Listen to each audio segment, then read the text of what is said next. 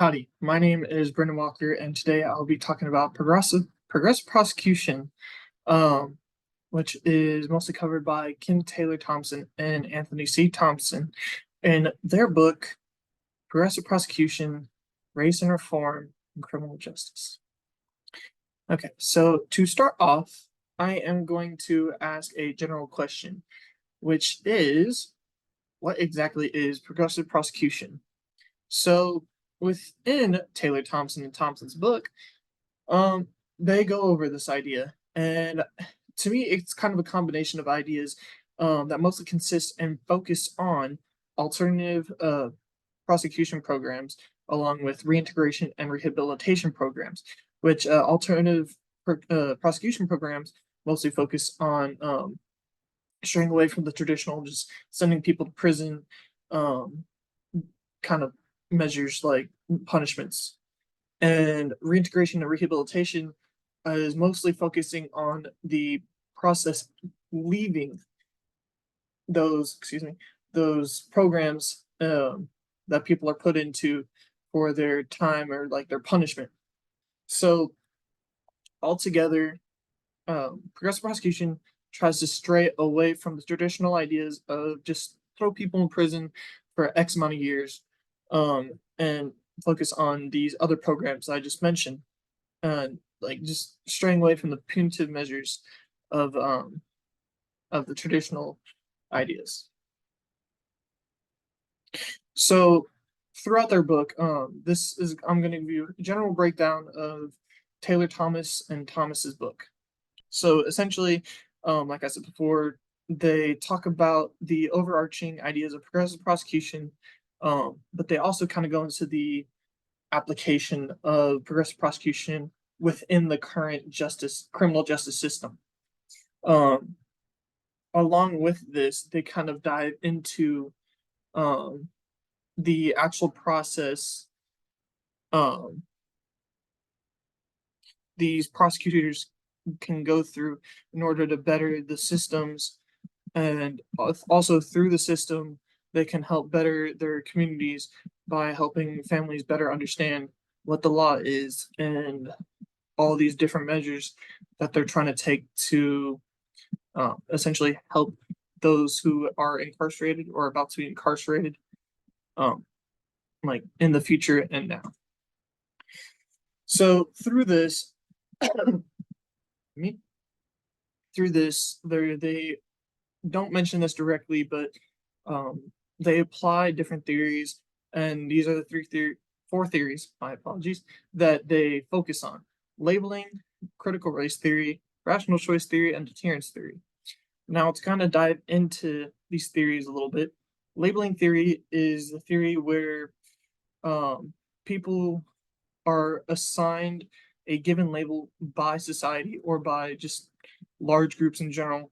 And from there, the individuals or groups that are given this label kind of assume that identity and behave based on what they assume the identity acts like. So, for example, criminal behavior, the label criminal to a small group, um, that group will assimilate to the role of criminals and begin to act like what they believe is criminal behavior.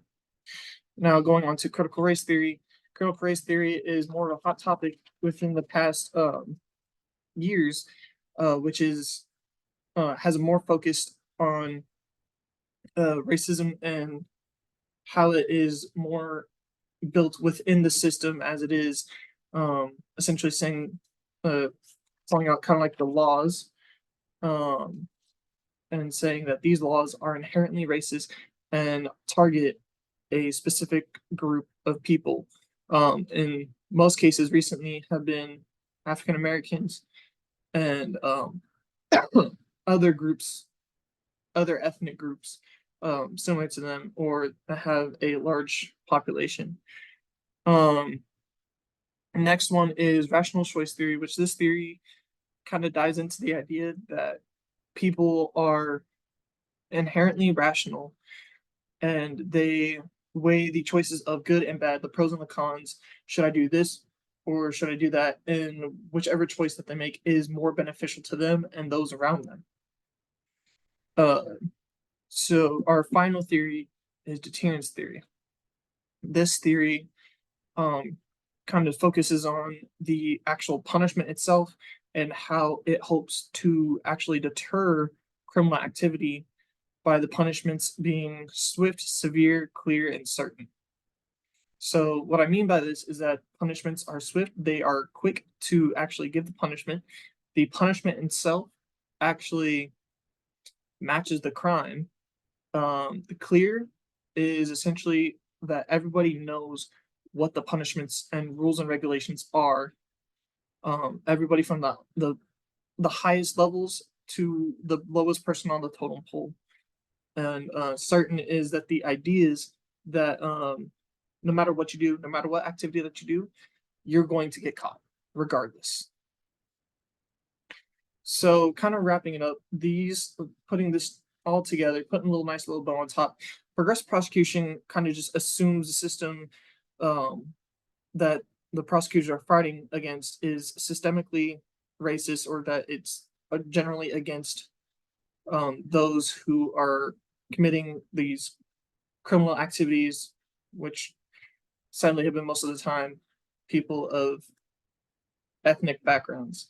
From there, they kind of push the labels onto the other people, kind of giving a generalized characteristic or